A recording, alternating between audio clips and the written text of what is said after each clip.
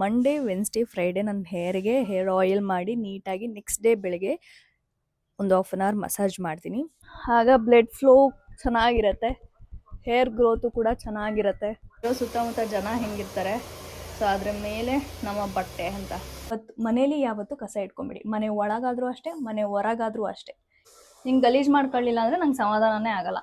3 ಪಾಯಿಂಟ್ನ ನೀವು ನೆನಪಲ್ಲಿ ಇಟ್ಕೊಳ್ಳಿ, ಎವ್ರಿ ಸಿಂಗಲ್ ಡೇ ವರ್ಕ್ ಮಾಡಿ.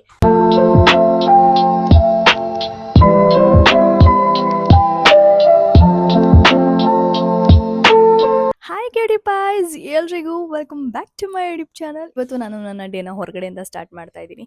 ಬಿಕಾಸ್ ಇವತ್ತು ಮಂಡೇ ವೆನ್ಸ್ಡೇ ಫ್ರೈಡೇ ನನ್ನ ಹೇರ್ಗೆ ಹೇರ್ ಆಯಿಲ್ ಮಾಡಿ ನೀಟಾಗಿ ನೆಕ್ಸ್ಟ್ ಡೇ ಬೆಳಗ್ಗೆ ಒಂದು ಹಾಫ್ ಆನ್ ಅವರ್ ಮಸಾಜ್ ಮಾಡ್ತೀನಿ. ಸೊ ಈ ಅಭ್ಯಾಸ ಇದೆ. ನನಗೆ ಗೊತ್ತಿರೋ ಹಾಗೆ ನಿಮ್ಮೆಲ್ಲರಿಗೂ ನನ್ನ ಹೇರ್ ಕಂಡ್ರೆ ತುಂಬ ಇಷ್ಟ. ಸೊ ಕೆಲವೊಂದು ಟಿಪ್ಸ್ ಆ್ಯಂಡ್ ಟ್ರಿಕ್ಸ್ ನಾನು ನಿಮಗೆ ಹೇಳ್ಕೊಡ್ತೀನಿ. ಬಟ್ ಹೇರ್ ಫಾಲ್ ಮಾತ್ರ ಏನೂ ಮಾಡೋಕ್ಕಾಗಲ್ಲ. ಸಮ್ಟೈಮ್ಸ್ ನಿಮ್ಮ ಯೋಚನೆ ಆಲೋಚನೆ, ನಿಮಗಿರೋ ಟೆನ್ಷನ್ ಅಥವಾ ನಿಮಗಿರೋ ಜೆನೆಟಿಕ್ಸ್ ಅಥವಾ ನಿಮಗಿರೋ ಅದು ಇದು ಯಾಳು ಮುಳು ಮಣ್ಣು ಮಸಿ, ನಿಮ್ಮ ಫುಡ್, ನಿಮ್ಮ ಲೈಫ್ ಸ್ಟೈಲ್, ಇದರಿಂದ ಹೇರ್ ಫಾಲ್ ಆಗೇ ಆಗುತ್ತೆ. ಅದನ್ನು ಏನು ಚೇಂಜ್ ಮಾಡೋಕ್ಕಾಗಲ್ಲ.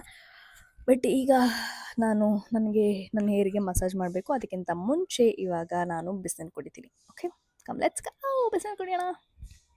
ಸೊ ಈ ಬಿಸಿನೀರಲ್ಲಿ ನಾನು ಯೂಶ್ವಲಿ ಹಾಕೋದು ಒಂದು ಚೂರು ಅರಿಶಿನ, ಒಂದು ಶುಂಠಿ ಮತ್ತು ಒಂದು ಚೂರು ಉಪ್ಪು, ಇದಿಷ್ಟನ್ನ ಹಾಕಿ ಕುಡಿತೀನಿ.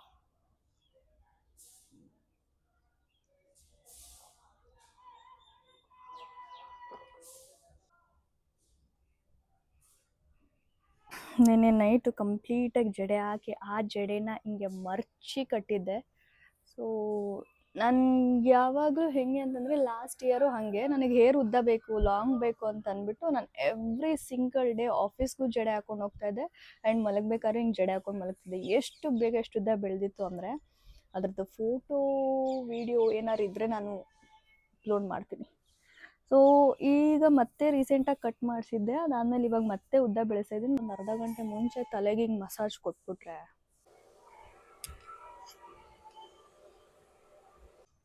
ಮೊದಲು ಸಖತ್ ಕೂದಲಿತ್ತು ನಂದು, ತಿಕ್ಕಾಗಿತ್ತು. ಇತ್ತೀಚೆಗೆ ಈ 1-2 ಮಂತ್ಸಿಂದ ನನಗೂ ಹೇರ್ ಫಾಲ್ ಜಾಸ್ತಿ ಆಗ್ತಾಯಿದೆ. I don't know why. ನಾ ಹೇಳಲ್ವಾ, ಪ್ರಾಪರ್ ಫುಡ್ ನಿಮ್ಮ ಬಾಡಿಗೆ ಮಾತ್ರ ಅಲ್ಲ, ನಿಮ್ಮ ಹೇರ್ಗಾಗಿರಲಿ, ನಿಮ್ಮ ಬಾಡಿ ವರ್ಕೌಟ್ ಮಾಡುವಾಗ ನಿಮ್ಮ ಪ್ರೋಟೀನ್ ಆಗಿರಲಿ, ಇದೆಲ್ಲ ಪ್ರಾಪರಾಗಿ ತೊಗೊಂಡಾಗ್ಲೇ. ಆ್ಯಂಡ್ ಇವಾಗಿನ ಫುಡ್ ಹಾಗಿದೆ, ನಾವೇನೇ ತಿಂದರೂ ಏನಾದರೂ ಒಂದು ಕಾಯಿಲೆ ಬರುತ್ತೆ. ಒಳ್ಳೆ ತಿಂತಾಯಿದ್ದೀವಿ ಅಂತ ತಿಂದರೂ ಕಾಯಿಲೆ ಬರುತ್ತೆ. ಏನು ಮಾಡೋಣ ಹೇಳಿ. ಅದಕ್ಕೆ ನಾನೇ ಯೋಚನೆ ಮಾಡ್ಬಿಟ್ಟಿದ್ದೀನಿ, ಇನ್ ಕೇಸ್ ಏನಾದ್ರು ದೇವರು ತಥಾಸ್ತು ಅಂದರೆ ನನಗೆ ಅಂತ ಒಂದು ಜಾಗ ಕೊಟ್ಟರೆ ಆ ಜಾಗದಲ್ಲಿ ನಾನೇ ಎಲ್ಲ ಬೆಳ್ಕೊಂಡು ಆರ್ಗ್ಯಾನಿಕ್ಕಾಗಿ ತಿನ್ನಬೇಕು.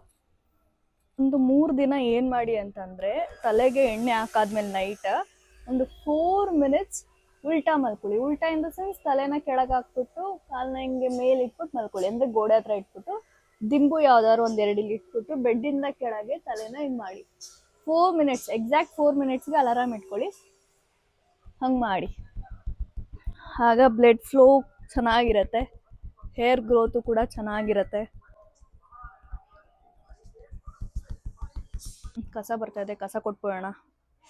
ಕಸ ಮಾತ್ರ ಮನೇಲಿ ಇಟ್ಕೊಂಬಿಡಿ. ಆ ಕಸ ಮನೇಲಿ ಇಟ್ಕೊಂಡ್ರು ದರಿದ್ರ. ನಾನು ಯಾವಾಗಲೂ ಜಾಸ್ತಿ ಇಟ್ಕೊಂಡ್ಬಿಡ್ತೀನಿ, ಯಾಕಂದರೆ ನಾನಿರೋ ಟೈಮಿಗೆ ಕಸ ಬರಲ್ಲ, ಕಸ ಇರೋ ಟೈಮಿಗೆ ನಾನಿರಲ್ಲ, ಕೆಲ್ಸಕ್ಕೆ ಹೋಗ್ಬಿಟ್ಟಿರ್ತೀನಿ. ಸೊ ಹಂಗಾಗಿ ನಾನು ಯಾವಾಗಲೂ ಕಸ ಇಟ್ಕೊಂಡಿರ್ತೀನಿ. ಆಮೇಲೆ ಅದು ಹೆಂಗಾಗ್ಬಿಡುತ್ತೆ ಅಂದರೆ, ಕಸ ಇದೆಯಲ್ಲ, ಅಯ್ಯೋ ಕಸ ಇದೆಯಲ್ಲ ಅನ್ನೋ ಥರ ಫೀಲ್ ನನ್ನ ತಲೆಯಲ್ಲಿ ಹಂಗೆ ಕೂತ್ಕೊಂಡ್ಬಿಟ್ಟಿರುತ್ತೆ. ಇವಾಗ ಕಸ ಬರ್ತಾಯಿದೆ, ಹಾಗೆ ಮನೇಲಿ ಹಾಲು ಇಲ್ಲ, ಹೋಗಿ ಕಸ ಕೊಟ್ಬಿಟ್ಟು ಹಾಲು ತೊಗೊಂಡು ಬರೋಣ. ಇಷ್ಟು ಕೂದಲು ಉದ್ರಿದೆ.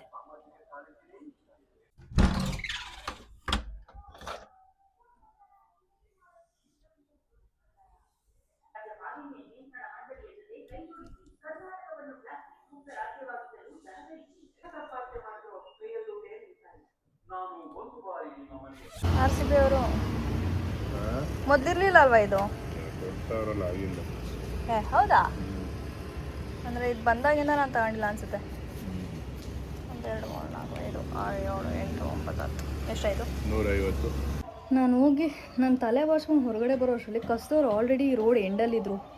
ಮತ್ತೆ ಗುಡುಗುಡು ಅಂತ ಅಲ್ಲಿಗೆ ಓಡೋಗಿ ಮತ್ತೆ ಗಾಡಿ ತೊಗೊಂಡು ಸೀದಾ ಹೋಗಿ ಹಾಲು ತೊಗೊಂಬರೋ ಅಷ್ಟರಲ್ಲಿ ಸಾಕಾಗೋಯ್ತು. ನಾನು ಎಲ್ಲೇ ಹೋದ್ರೂ ಈ ಸ್ವೆಟರ್ ಹಾಕೊಂಡೇ ಹೋಗ್ತೀನಿ. ಬೇರೆ ಸ್ವೆಟರ್ಸ್ ತೊಗೋಬೇಕು, ಬಟ್ ಇದೇ ಚೆನ್ನಾಗಿದೆಯಲ್ಲ, ಇದೇ ಕಂಫರ್ಟಬಲ್ ಆಗಿದೆಯಲ್ಲ ಅಂತ. ಆ್ಯಂಡ್ ಇನ್ನೊಂದೇನೆಂದರೆ ಇನ್ನೂ ನಾನು ಅಷ್ಟು ಕಂಫರ್ಟಬಲ್ ಆಗಿಲ್ಲ ಈ ಥರ ಆಫ್ ಸ್ಲೀವ್ಸಲ್ಲಿ ಹೋಗೋದಕ್ಕೆ ಹೊರಗಡೆ.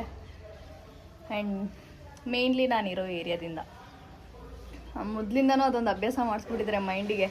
ನಾವಿರೋ ಏರಿಯಾ ಹಿಂಗಿರುತ್ತೆ ಆ್ಯಂಡ್ ನಾವು ಇರೋ ಸುತ್ತಮುತ್ತ ಜನ ಹೆಂಗಿರ್ತಾರೆ, ಸೊ ಅದ್ರ ಮೇಲೆ ನಮ್ಮ ಬಟ್ಟೆ ಅಂತ. ನಾನು ಯಾರಿಗೂ ಕೇರ್ ಮಾಡಲ್ಲ, ನಾನು ಯಾರಿಗೂ ತಲೆ ಕೆಡಿಸ್ಕೊಳ್ಳಲ್ಲ ಅನ್ನೋ ಒಂದು ಮೈಂಡ್ಸೆಟ್ ನನಗೆ ಬಂದ್ರೂ ಬೇಡ, ಕಣ್ಗಳು ಚೆನ್ನಾಗಿ ಸರಿ ಇರಲ್ಲ. ಸೊ ಹೆಂಗೋ ಇವಾಗ ಯಾರ ಕಣ್ಗೂ ಬೀಳದೆ ಚೆನ್ನಾಗಿದ್ದೀವಿ, ಸುಮ್ಮನೆ ಯಾರ ಕಣ್ಣಿಗಾದ್ರೂ ಬಿದ್ದು ಹಾಳಾಗೋದಕ್ಕಿಂತ ಬೆಟರ್ ಮೈ ಮುಚ್ಕೋಬಿಡಾಡೋಣ, ಅಷ್ಟೇ ಕಾನ್ಸೆಪ್ಟ್. ಇವಾಗ ಹಾಲು ತಂದಿದ್ದೀನಿ. ಇವಾಗ ಅಡುಗೆ ಮನೆಯೆಲ್ಲ ಕ್ಲೀನ್ ಮಾಡಬೇಕು. ನಾನು ವಾರ್ಮಪ್ ಮಾಡ್ತೀನಿ ಅಂತ ಹೇಳಿದ್ದೆ, ಇವಾಗ ಅದನ್ನು ಕೂಡ ಮಾಡಬೇಕು.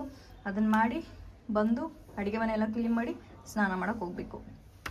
Let's go. ನನಗೆ ಬೆಳ್ಳಿ ಫ್ಯಾಟ್ ಲೈಟಾಗಿದೆ, ಸೊ ಇದು ಚೆನ್ನಾಗಿದೆ, ಬಟ್ ಸ್ಟಿಲ್ ಅದು ಇನ್ನೊಂದು ಚೂರು ಕಮ್ಮಿ ಆದರೆ ನನಗೆ ಇನ್ನೂ ಕಂಫರ್ಟಬಲ್ ಆಗಿರುತ್ತೆ ಅನ್ನೋದೊಂದು ಮೈಂಡ್ಸೆಟ್ ಇದೆ.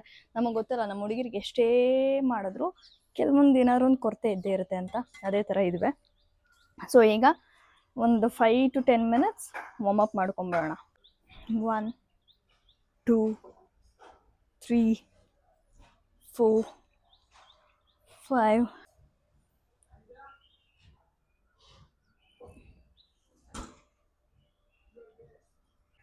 1 2 3 4 5 1 2 3 4 5 1 2 3 4 5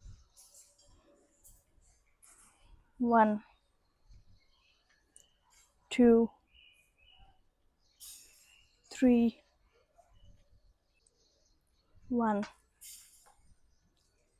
2 3 8 9 10 1 2 3 4 5 1 2 3 4 5 1 2 3 4 5. ಇವತ್ತಿಗೆ ಇಷ್ಟು ಸಾಕು. ಈಗ ಕಿಚನ್ ಕ್ಲೀನ್ ಮಾಡ್ಕೊಂಬಿಡೋಣ. ಒಂದೇನು ಅಂತಂದರೆ, ನಾನು ನಿಮಗೆ ಪ್ರತಿ ಸತಿ ಹೇಳೋ ಹಂಗೆ ಹೆಂಗೆ ಅಂತಂದರೆ, ಮನೇಲಿರೋ ಕಸನ ತೆಗೆದು ಹೊರಗೆ ಹಾಕಿ. ಅದು ನಮ್ಮಪ್ಪ ನನಗೆ ಮೊದಲಿಂದನೂ ಹೇಳ್ತಾ ಇದ್ರು, ಬಟ್ ನಮ್ಮಪ್ಪ ಹೇಳ್ಬೇಕಾರೆ ಅಯ್ಯೋ ಯಾಕೆ ಹಿಂಗೆ ಹೇಳ್ತಾರೆ, ಇರಿಟೇಟ್ ಮಾಡ್ತಾರೆ ಅನ್ನೋ ಥರ ಅನ್ನಿಸ್ತಿತ್ತು. ಬಟ್ ಒನ್ ಡೇ ನಾನೇ ಕೂತ್ಕೊಂಡು ಯೋಚನೆ ಮಾಡಿದಾಗ ಕೆಲವೊಂದ್ಸತಿ ನಾವು ಸ್ಟಕ್ಕಿನ್ ಆಗೋದೇ ಕಸದಿಂದ ಅನ್ನೋ ಥರ ಆಗ್ಬಿಡುತ್ತೆ. ಮನೇಲಿರೋ ಕಸನೆಲ್ಲ ಹೊರಗೆ ಹಾಕ್ತೀವಿ, ಹೊರಗಡೆಯಿಂದ ತೆಗೆದು ನಾವು ಕಸಕ್ಕೆ ಹಾಕೋಕ್ಕೆ ಸೋಂಬೇರಿತನ ಮಾಡ್ತೀವಿ. ನನಗೇನು ಪ್ರಾಬ್ಲಮ್ ಅಂದರೆ, ನಾನು ಎದಳೋ ವರ್ಷರು ಕಸದವ್ರು ಹೊಂಟೋಗ್ಬಿಟ್ಟಿರ್ತಾರೆ, ಇಲ್ಲ ಅಂತಂದರೆ ನಾನು ಕೆಲ್ಸಕ್ಕೆ ಹೋಗೋದ್ಮೇಲೆ ಕಸದವ್ರು ಬಂದಿರ್ತಾರೆ. ಈ ಥರ ಒಂದು ಸಿಚುವೇಶನಲ್ಲಿ ನಂಗೆ ಕಸ ಎಸೆಯೋಕ್ಕಾಗಲ್ಲ. ಇವತ್ತು ಕಸದವರು ಒಂದು ಸ್ಟೋರಿ, ಯಾವಾಗಲೂ ಹಾಡು ಹಾಕೋ ಬರ್ತಿದ್ರು, ಇವತ್ತು ಒಂದು ಸ್ಟೋರಿ ಥರ ಹಾಕೊಂಡ್ಬಂದಿದ್ರು. ಆ ಸ್ಟೋರಿ ಏನು ಅಂತ ಹೇಳ್ತೀನಿ, ಕೇಳಿಸ್ಕೊಳ್ಳಿ.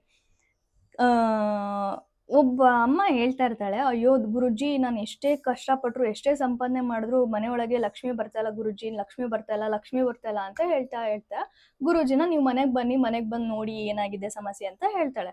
ಅವಾಗ ಗುರುಜಿ ಮನೆ ಹತ್ರ ಬರ್ತಿದ್ದಂಗೆನೆ ಚೀಲ ಕಾಣುತ್ತೆ. ಅವ್ರು ಕೇಳ್ತಾರೆ, ಈ ಚೀಲದಲ್ಲಿ ಏನಿದೆ ಅಂತ. ಅದಕ್ಕೆ ಅವಮ್ಮ ಹೇಳ್ತಾಳೆ, ಈ ಮನೆ ಕಸ ಎಲ್ಲ ನಾವು ಈ ಚೀಲದಲ್ಲೇ ಹಾಕಿರೋದು ಗುರುಜಿ ಅಂತ.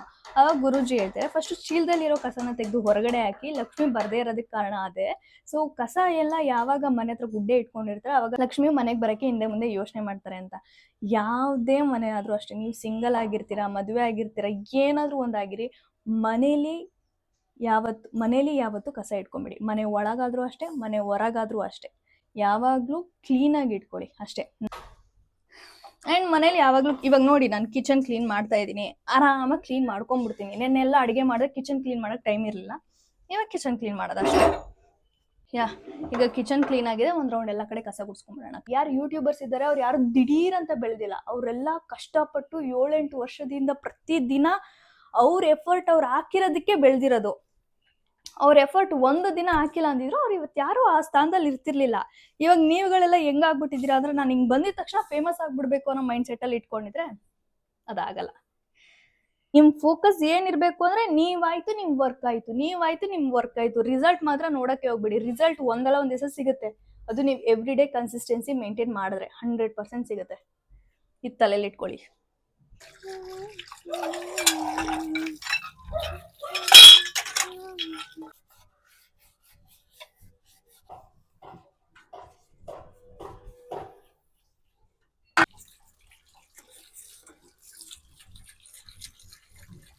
ಈಗ ಪಾತ್ರೆ ತೊಳೆದು ಮುಗ್ದಿದೆ.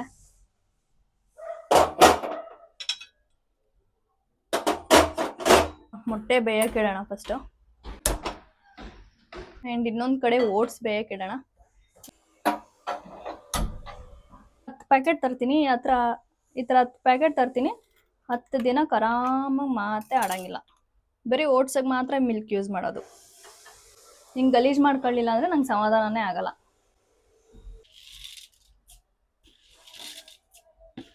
ನೀವು ರೀಲ್ಸ್ ಮಾಡೋದ್ರಿಂದ ಎಷ್ಟು ಉಪಯೋಗ ಇದೆ ಗೊತ್ತಾ? ಇವೆಲ್ಲ ಪ್ರಮೋಷನ್ನಿಂದ ಬಂದಿರೋಂಥದ್ದು. ಕೈಂಡ್ ಆಫ್ ನಮ್ಮ ಕೈಯಲ್ಲಿ ಏನು ಇಲ್ಲ ಅಂತಂದಾಗ ಕೆಲವೊಂದು ಕೈ ಹಿಡಿಯುತ್ತೆ ಅಂತಂದ್ರೆ, ಇವಾಗ ನಾವು ರೀಲ್ಸ್ ಮಾಡೋದ್ರಿಂದ ಈ ಥರ ಪ್ರಮೋಷನ್ ಬಂದು ನೋಡಿ. ನನ್ನ ಹತ್ರ ಓಟ್ಸ್ಗೆ ಅಮೌಂಟ್ ಹಾಕೋಕ್ಕೂ ಅಮೌಂಟ್ ಇಲ್ದಿರೋ ಅಂತ ಟೈಮಲ್ಲಿ ಬಂದಿರೋಂಥದ್ದು ಇನ್ನೂ ನಾನು ಹೊಟ್ಟೆ ತುಂಬಿಸ್ತಾ ಇದೆ. ಓಕೆ, ಈಗ ಫೈನಲ್ ಆಗಿ ಓಟ್ಸ್ಗೂ ಇಟ್ಟಿದ್ದೀನಿ ಮತ್ತೆ ಮೊಟ್ಟೆಗೂ ಇಟ್ಟಿದ್ದೀನಿ. ಇವಾಗ ನಾನು ಫ್ರೆಶ್ ಅಪ್ ಆಗೋಕ್ಕೆ ಹೋಗ್ಬೇಕು. ಗೈಸ್, ನಾನು ನಿಮಗೆ ಇನ್ನೂ ಒಂದು ಪಾಯಿಂಟ್ ಹೇಳ್ತೀನಿ, ಕೇಳಿಸ್ಕೊಳ್ಳಿ. ನಿಮ್ಮ ಲೈಫಲ್ಲಿ ನೀವು ಸಕ್ಸಸ್ ಆಗಬೇಕಾ? ಎಲ್ಲರ ಥರ ಲೈಕ್ ಸಕ್ಸಸ್ ಲೈಫ್ನ ಲೀಡ್ ಮಾಡಬೇಕು ಅಂದರೆ ಕನ್ಸಿಸ್ಟೆನ್ಸಿ ಗೈಸ್. ರಿಸಲ್ಟ್ ಪಡೆದು ಬಿಟ್ಬಿಡಿ. ಅದು ಒಂದಲ್ಲ ಒಂದಿನ ನಿಮ್ಗೆ 100% ತೋರಿಸುತ್ತೆ. ನೀವು ಯಾವಾಗ ರಿಸಲ್ಟ್ನ ಫೋಕಸ್ ಮಾಡ್ಕೊಂಡು ನಿಮ್ಮ ಕೆಲಸ ಮಾಡ್ತೀರಾ 100% ಯಾವುದೂ ಆಗಲ್ಲ. ಒಬ್ಬ ವ್ಯಕ್ತಿ ಎಲ್ಲರಿಗೂ ಗೊತ್ತಾಗೋ ಥರ ಆಗಬೇಕು ಅಂತಾದರೆ ಜಸ್ಟ್ ಫೋಕಸ್.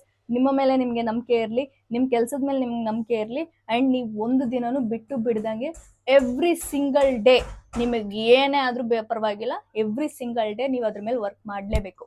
ಸೊ ಈ 3 ಪಾಯಿಂಟ್ನ ನೀವು ನೆನಪಲ್ಲಿ ಇಟ್ಕೊಳ್ಳಿ. ಎವ್ರಿ ಸಿಂಗಲ್ ಡೇ ವರ್ಕ್ ಮಾಡಿ. ಹೇಳಿದ ಪಾಯಿಂಟ್ ನಿಮ್ಗೆ ಅರ್ಥ ಆಯಿತು ಅಂತ ಅನ್ಕೊತೀನಿ.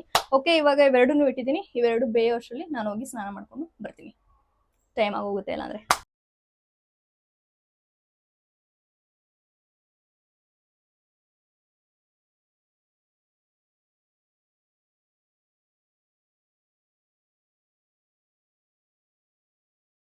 ಎಸ್, ಫೈನಲಿ ನಾನೀಗ ನಮ್ಮ ಆಫೀಸ್ಗೆ ಹೋಗೋಕ್ಕೆ ರೆಡಿ ಆಗಿದ್ದೀನಿ. ನಾಳೆಯಿಂದ ಆಫೀಸ್ ಡ್ರೆಸ್ ಹಾಕೋಬೇಕು. ಐ ಹೋಪ್ ಇವತ್ತಿನ ವೀಡಿಯೋಸ್ ನಿಮ್ಗೆ ಎಲ್ಲರಿಗೂ ಇಷ್ಟ ಆಗಿದೆ ಅಂತ. ನಿಮ್ಗೇನಾದರೂ ಇವತ್ತಿನ ವೀಡಿಯೋಸ್ ಇಷ್ಟ ಆಗಿದ್ರೆ ಪ್ಲೀಸ್ ಲೈಕ್ ಮಾಡಿ, ಶೇರ್ ಮಾಡಿ, ಕಮೆಂಟ್ ಮಾಡಿ. And don't forget to subscribe. ಮತ್ತೆ ನಾಳೆ ಸಿಗುವ. ಅಲ್ಲಿವರೆಗೂ ನನ್ನ ಮಿಸ್ ಮಾಡ್ಕೋತಾ ಇರಿ. ಬಾಯ್.